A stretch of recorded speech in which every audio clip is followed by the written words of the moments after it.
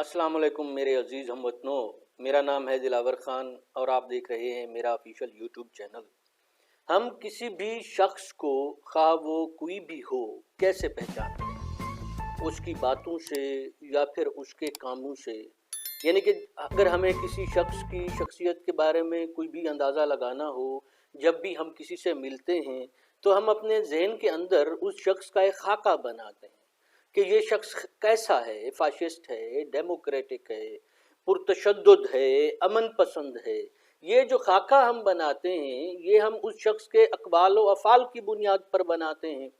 अब यहाँ पर एक बुनियादी मसला क्या है?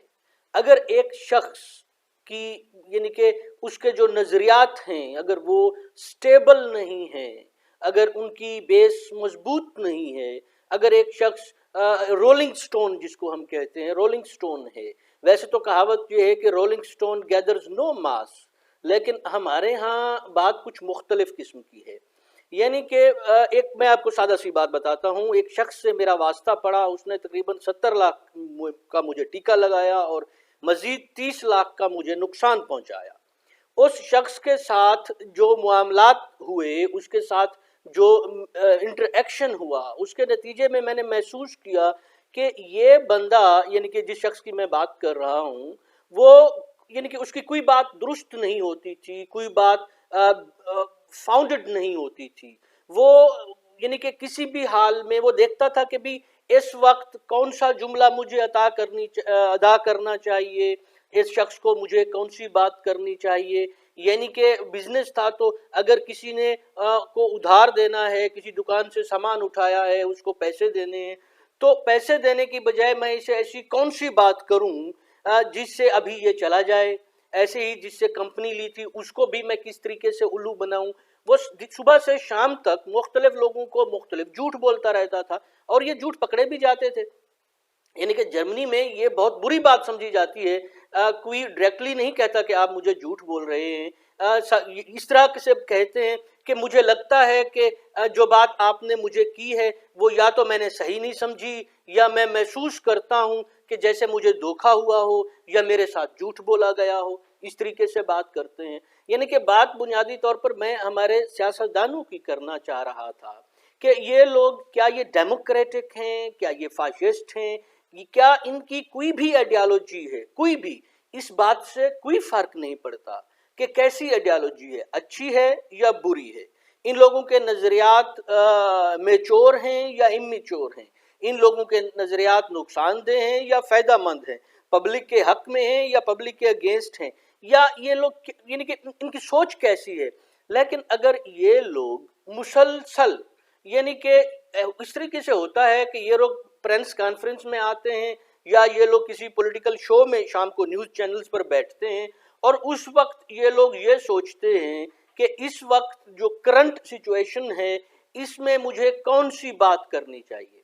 यानी कि इन लोगों की अपनी कोई आइडियोलॉजी नहीं है, इन लोगों की अपने कोई नजरियात नहीं है, कोई ख्यालात नहीं है, कोई तसव्वुरात नहीं है। ये लोग ना ही तो डेमोक्रेटिक हैं, ना ही फाशिस्ट हैं, ये लोग कुछ भी नहीं है। यानी कि एक शख्स जो अब यानी कि आप किसी भी शख्स को कैसे तोलेंगे, उसका वजन कैसे करेंगे, इस बात से कि आप उस पर कितना इत्मीनान कर सकते हैं।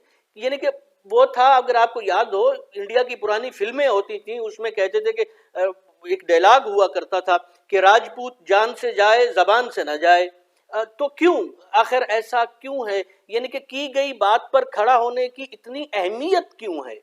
अगर ये आपने जानना या जांचना या इसको समझना चाहते हैं तो जापान को देख लीजिए कि जापान का क्या है। यानी कि आप कहेंगे कि ये बंदा जापान पे जंप क्यों कर रहा है, वो इस वजह से कि जापान का कोई भी बंदा हो, ताकत में हो या आम आदमी हो, वो जब भी कोई बात करता है तो दूसरा बंदा उसको मन वन कबूल कर लेता है कि ये इसने कहा है तो ऐसा ही होगा।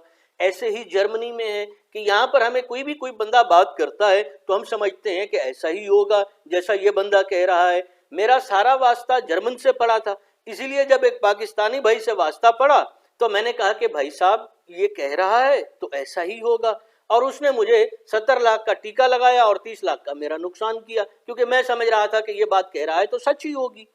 अब हमारे पॉलिटिशियंस के साथ या सियासतदानों के साथ ये बुनियादी मसला है کہ آپ ان کو کسی بھی سانچے میں کھڑا نہیں بٹھا سکتے، کسی بھی سانچے پہ، کسی بھی معیار پہ جج نہیں کر سکتے۔ کسی بھی انسان، یہ کہتے ہیں نا کہ اس انسان کی قیمت کیا ہے، اس انسان کی ویلیو کیا ہے، یا پھر اس انسان کی ورتھ کیا ہے۔ کسی بھی انسان کی ورتھ یا ویلیو یا قیمت اگر آپ نے جانچنی ہو تو اس کا ایک ہی معیار ہے کہ اس شخص پر کتنے لوگ یا کتنے فیصد لوگ جو اس شخص کے قریب آتے ہیں وہ اس شخص پر اعتماد یا بھروسہ کرتے ہیں۔ آپ ذرا یعنی کہ آپ پوری دنیا کو آج تک کائنات میں جتنے بھی انسان پیدا ہوئے ہیں ان میں سب سے زیادہ، یعنی کہ کیا کہنا چاہیے، اب میرے لیے بس وہ الفاظ نہیں ہے تعریف کرنے کے لیے یا بیان کرنے کے لیے یا آپ کو بتانے کے لیے کہ ہمارے پیغمبر حضرت محمد صلی اللہ علیہ وآلہ وسلم پر یعنی کہ 2000 سال ہو گئے ہیں، 2000 نہیں سوری 1500 سال تقریباً ہونے کو ہیں، اور آج تک ایک بھی شخص ایسا نہیں ملا جو خود اسی لیے کہہ رہا ہوں کہ کچھ منافقین بھی ہوتے ہیں، کچھ یعنی کہ غلط یا گندے لوگ بھی ہوتے ہیں، لیکن کوئی بھی اچھا انسان آج تک تاریخ میں یا موجودہ دور میں ایسا نہیں گزرا جس کی اتنی جرت ہوئی ہو یا جس کے ذہن میں سوچ بھی آئی ہو کہ وہ ہمارے پیغمبر حضرت محمد صلی اللہ علیہ وآلہ وسلم کی شان میں اتنی گستاخی کر سکے کہ کہے کہ انہوں نے یہ بات کی تھی اور مجھے لگتا ہے کہ یہ بات صحیح نہیں۔ ایسا کبھی نہیں ہوا اور نہ ہی کبھی ہوگا، ٹھیک ہے نا؟ تو آپ کو سمجھ میں یہ بات آنی چاہیے کہ کیوں وہ تمام مخلوقات سے افضل ہیں، یعنی کہ باقی ان کی خوبیاں اپنی جگہ، یعنی کہ ان کی ہر خوبی لاجواب ہے، یعنی کہ کوئی بھی سوچ بھی نہیں سکتا کہ بھائی میں ان کی خاک کے برابر بھی ہوں، لیکن آپ تصور کیجئے کہ جب دعوت عام دینی تھی تو حضرت محمد صلی اللہ علیہ وآلہ وسلم نے کیا کیا تھا؟ وہ اس پہاڑ کی چوٹی پر چلے گئے تھے اور وہاں پر کھڑے ہو کر انہوں نے کہا تھا، اب کہ آپ ذرا تصور کیجئے کہ وہ کہہ رہے ہیں کہ اگر میں تم لوگوں سے کہوں کہ دوسری طرف سے دشمن آ رہا ہے تو کیا تم لوگ میری بات مان لو گے؟ اور سب نے یک زبان ہو کر کہا کہ آپ کہہ رہے ہیں تو اس میں کوئی شک ہی نہیں ہو سکتا۔ اچھا، دعوت عام کے بعد دیکھ لیجئے کہ جب مسلمانوں کے اوپر یعنی کہ مشکل وقت تھا، کڑا وقت تھا، حضور پاک نے کہا کہ بھائی آپ لوگ ہجرت کر جائیں۔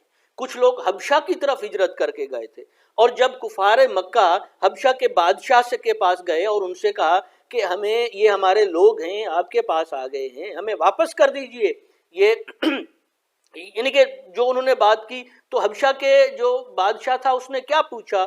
اس نے کہا کہ تم بتاؤ کہ وہ جو حضرت محمد صلی اللہ علیہ وآلہ وسلم کے بارے میں پوچھا کہ وہ جو بات کرتے ہیں کیا وہ سچی ہوتی ہے؟ اب وہ لوگ، ٹھیک ہے، اب یہ ذہن میں رکھیے، جو آپ کے انتہائی مخالف ہیں وہ وہاں پر کھڑے ہو کے یہ گواہی دے رہے ہیں کہ حضرت محمد صلی اللہ علیہ وآلہ وسلم نے ساری زندگی سچ ہی بولا ہے، ٹھیک ہے۔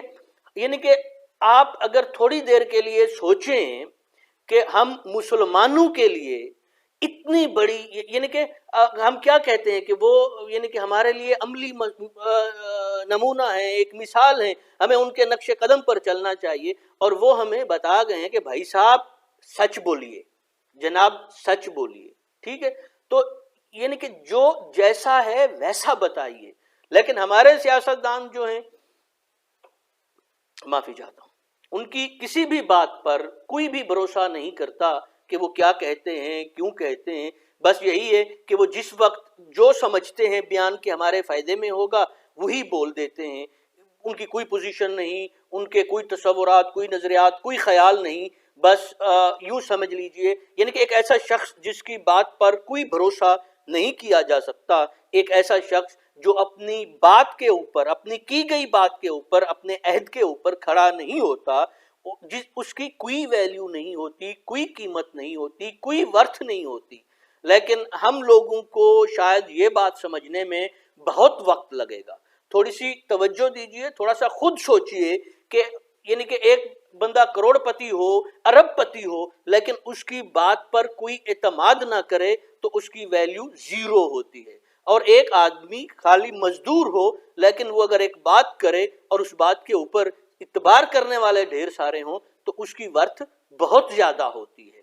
تو یہ بات ہمیں اپنی سوسائٹی میں لانی چاہیے، ہمیں ان سیاستدانوں کو بتانا چاہیے کہ اگر آپ ایسی بات کریں گے جو صحیح نہیں ہوگی یا جھوٹی ہوگی تو پھر عوام آپ کو قبول نہیں کرے گی۔ ہمیں یہ کام کرنا ہوگا، ورنہ جو چیزیں چلتی آ رہی ہیں وہ ایسی ہی کی بنیاد پر چلتی رہیں گی۔ اگر میں نے کوئی عقل کی بات کی یا آپ کو یہ ولاگ اچھا لگا تو لائک کیجئے، خوش رہیے، خوش رکھیے اور اس بارے میں تھوڑا سا سوچئے۔ خدا حافظ۔